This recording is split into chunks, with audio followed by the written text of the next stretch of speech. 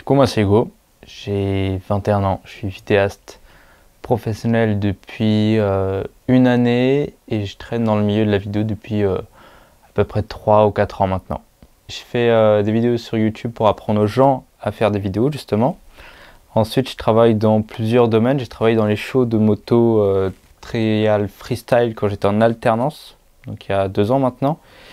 À côté de ça, je fais plusieurs domaines dans la vidéo. Je fais de la vidéo institutionnelle, de la touristique et de l'événementiel du coup.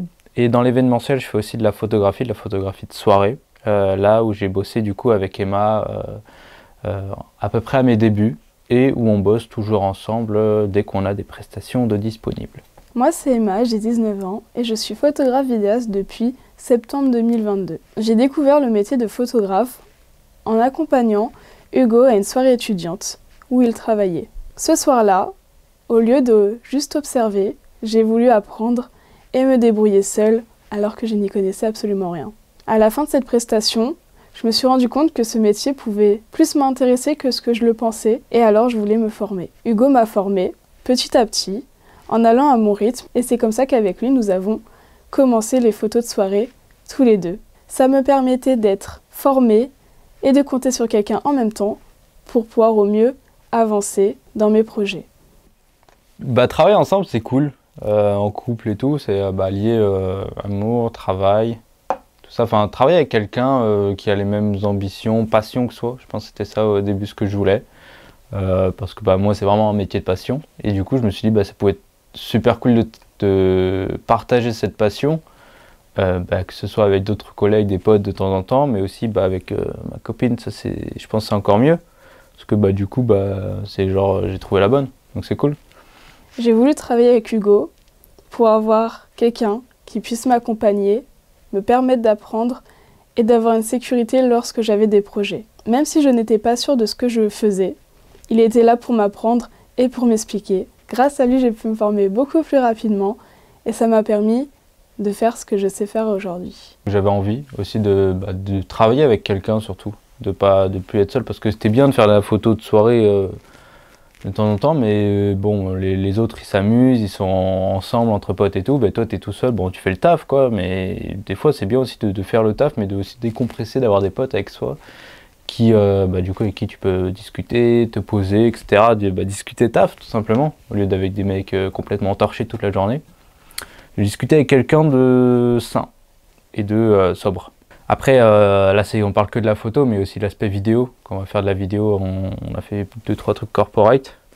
Bon, bref, on va en reparler tout à l'heure. Mais là, c'est à peu près pareil. Toujours travailler avec d'autres personnes, c'est cool. Parce que le métier de vidéaste, c'est souvent seul.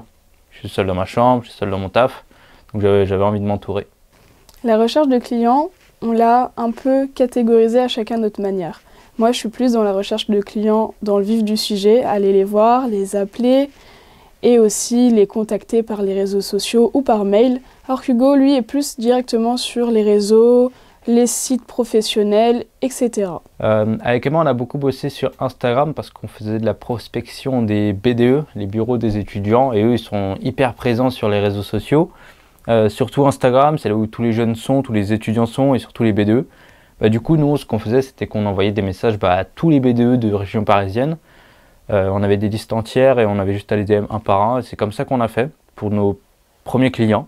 C'est compliqué de séparer le travail du couple parce que Hugo est une personne qui vit pour la photo et la vidéo. C'est sa passion, il en vit quoi. Il mange, il dort, il travaille photo, vidéo.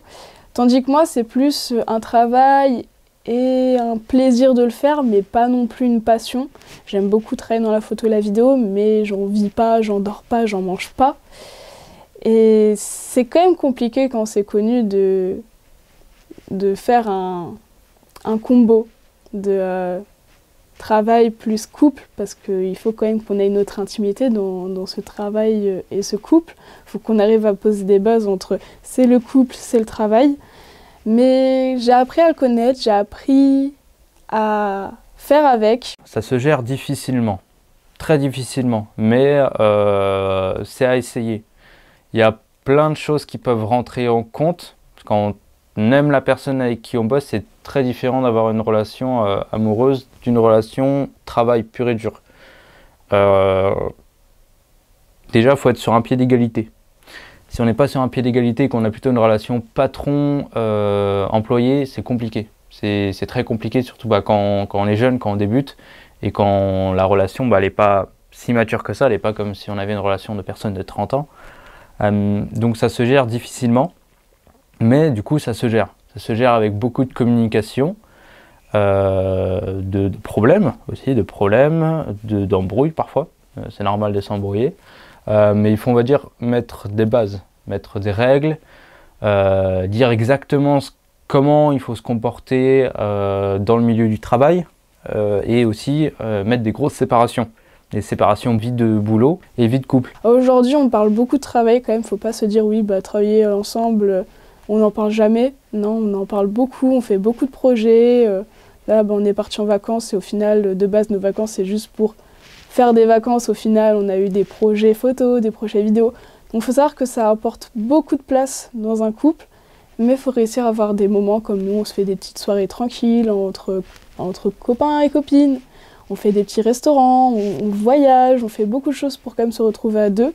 Alors si on parle, moi je vais le faire depuis le début je pense. Pour toute la partie prospection, là ça dépend de la personne à quel point elle est à l'aise suivant une prospection différente ou pas. Moi par exemple je suis moins à l'aise d'aller directement voir les gens pour prospecter. Emma elle était plus à l'aise, donc c'est elle qui est directement allée voir les gens en face à face. Ça c'est par rapport à, comment on peut dire, aux attributs de chacun, à l'aisance de chacun par rapport à différentes approches. Moi j'étais plus à l'aise pour tout ce qui est prospection en message, en ligne, etc. Et ensuite pour tout ce qui est aspect négociation. Moi je pense que j'étais un peu plus à l'aise, donc j'étais plus là-dedans. Donc voilà, on se répartit les tâches. Bien évidemment, on essaye de faire en sorte que chacun bosse autant que l'autre, que ce soit en termes de difficulté, de compétences, et aussi de charge de travail. Parce que bon, c'est facile d'être bon là-dedans, mais si l'autre il fait 10% du travail, au bout d'un moment, il y aura des frictions, que ce soit dans le côté travail qu'en couple. On pourrait même avoir au boulot normalement. Donc c'est pour ça qu'il faut quand même se répartir la charge de travail, les compétences liées aux charges de travail, et que chacun soit à son aise dans le domaine dans lequel il bosse spécifiquement. Donc ça c'était pour la partie prospection. Moi je l'ai emmené sur une de mes prestations à moi pour lui montrer comment je faisais, etc. Donc là par contre c'est moi qui guidais, et elle je lui disais essaie de faire ci, essaie de faire ça, et elle se débrouillait de son côté. Où je lui montrais par exemple pour les interviews, on faisait les plans, on faisait le cadrage et tout. Je faisais tous les paramètres, le son, la lumière et tout. Je lui montrais pour qu'elle voit, pour qu'elle aussi de son côté valide, pour qu'elle comprenne comment ça marche. Et ensuite, quand c'était lancé, il y avait juste, elle pouvait juste rester devant pour reprendre le client quand il disait des bêtises, par exemple. Donc voilà. Pour la répartition des tâches, ça commence déjà à partir du devis. Sur le devis, on va souvent trouver des compromis, par exemple niveau budget, niveau tarif. On a des clients qui nous demandent des grosses prestats pour un petit budget, ou des clients qui nous demandent une petite presta pour un gros budget. Moi je sais qu'en commençant je voulais demander très peu, donc prendre des prestats qui en valent beaucoup plus que ce que je demandais, alors qu'Hugo qui connaissait déjà le métier savait que c'était des chiffres plus hauts que ce que je demandais, et donc du coup on a eu beaucoup de compromis, beaucoup de communication par rapport à ça, parce que moi je me disais mais tu prends cher, alors que non, c'était pas cher, c'était le prix exact, c'est le prix qu'il fallait demander pour pouvoir vivre de ce métier. Et donc du coup, ça c'est beaucoup de compromis, et il faut s'y attendre, parce que parler argent, ça pique toujours, même si on est un couple, faut savoir se mettre d'accord sur des choses assez compliquées. Donc ça c'est vraiment une répartition des tâches assez importante, et puis après on a aussi la prestation. Donc là, nous ce qu'on fait habituellement avec Hugo, c'est qu'on a souvent les mêmes clients, donc on a maintenant l'habitude, on va dire une petite routine qui fait que maintenant on n'a plus besoin vraiment de chercher à comprendre, on sait à peu près ce que chacun doit faire. Je vous donne un exemple, on a un client qui nous demande souvent des soirées étudiantes où il y a un stand photo et ensuite il y a la scène avec la musique, etc. Et donc du coup il demande un photographe au stand photo, ou même deux, et un photographe dans la foule. Donc du coup ce qu'on fait directement, Je sais qu'Hugo n'apprécie pas vraiment devoir demander aux gens de poser, demander aux gens de, voilà, de changer de pose, de faire des choses. Voilà, parce que vraiment, le stand photo, c'est fake, on va dire ça comme ça. Les gens posent, sont entre amis, mais il n'y a pas vraiment d'émotion. Je sais qu'Hugo préfère prendre une photo sur l'instant présent, une photo qui n'a pas été calculée. Donc du coup, on s'est mis en accord pour que moi, je commence les photos au stand photo et que lui commence les photos dans la foule. L'élément clé pour réussir notre prestation, comme on le répète depuis le début, c'est la communication et c'est aussi se mettre à la place de l'autre. Donc je pense que c'est vraiment les deux éléments clés pour réussir une bonne prestation et pour bien bosser ensemble. C'est vraiment communiquer, se mettre à la place de l'autre. Et si vous avez ces deux éléments, tout va bien se passer. La communication, tout simplement. Le franc-parler, parce que quand tu es au boulot, il faut dire les choses. Même si ça ne plaît pas à l'autre personne, il faut dire les choses. Et un peu de recul, avoir du recul, je pense. Je pense qu'il y a un autre terme pour dire ça, mais pas foncer tête baissée tous les deux. Il faut qu'il y en ait au moins un qui dit à l'autre non, là tu vas trop loin, tu fais n'importe quoi, enfin tu le fais mal. Tout simplement, et, faire une remise en question du boulot, tout simplement, et pas de la personne. Mais encore une fois, c'est compliqué d'avoir la personne que tu aimes qui dit non, ce que tu fais c'est nul, il faut que tu fasses ça autrement. Là tu dis la bâtarde, c'est pas cool. Donc il faut savoir communiquer ensemble. L'avantage c'est que tu fais un boulot qui te passionne avec la personne qui te passionne. Inconvénient c'est que tu fais un boulot qui te passionne avec la personne qui te passionne. Oh, il n'y a pas d'inconvénient? Si, justement, c'est que tu sois là. Ouais, du coup, l'inconvénient c'est de prendre les choses beaucoup plus à cœur que si c'était un simple collègue de travail. Et de ne pas savoir, qu'il faut savoir séparer le travail du boulot, que ce soit en termes d'horaire, de lieu de travail et de façon de parler à son ou sa collègue. Les avantages et les inconvénients. Je pense que les avantages, c'est comme disait Hugo, c'est bosser ensemble. Parce que, on dirait pas, mais bosser ensemble permet de mieux travailler, de faire des pauses si on a besoin, on peut compter sur l'autre. Si on n'est pas sûr de quelque chose, on peut compter sur l'autre. Si quelqu'un a peut-être raté son rush, on peut compter sur l'autre parce que sûrement l'autre a fait un meilleur rush. Ce que je me suis beaucoup rendu compte en ayant commencé après Hugo, c'est que des fois j'avais peur de louper mes rushs, mais je sais qu'Hugo en avait derrière. Donc oui, bosser ensemble, ça permet de moins foirer ses prestats ou d'être beaucoup plus professionnel. Alors que les inconvénients, c'est de bosser ensemble, c'est de devoir communiquer, de devoir tout gérer à deux. Donc c'est pas toi qui gères tout, c'est pas ta presta, c'est vraiment notre presta. Mais si vous avez un bon feeling, un bon truc ensemble, en fait c'est pas vraiment un inconvénient. Mais bon, s'il y en a un qui est mal luné le jour J, oui, ça peut être un inconvénient. Quand j'ai commencé avec Hugo, je n'avais pas beaucoup d'appréhension. Parce qu'il m'a vraiment pris sous son aile et je me suis dit, écoutez, si j'ai un problème, il y a Hugo, on va dire ça comme ça.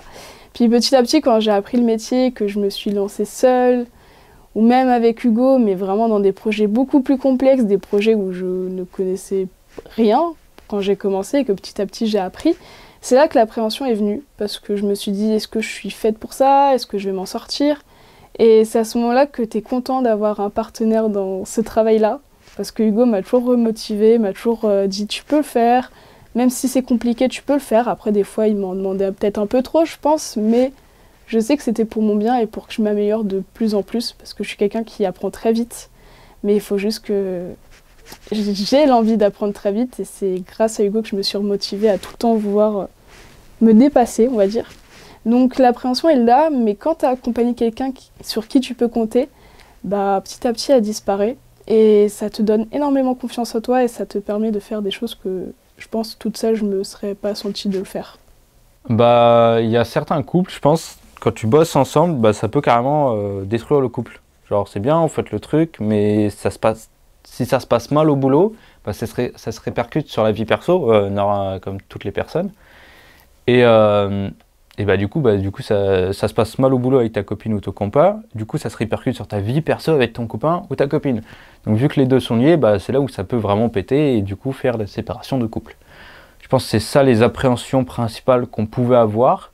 Après c'est aussi les niveaux d'engagement dans le travail et aussi les compétences, enfin le niveau d'avancement dans le domaine précis.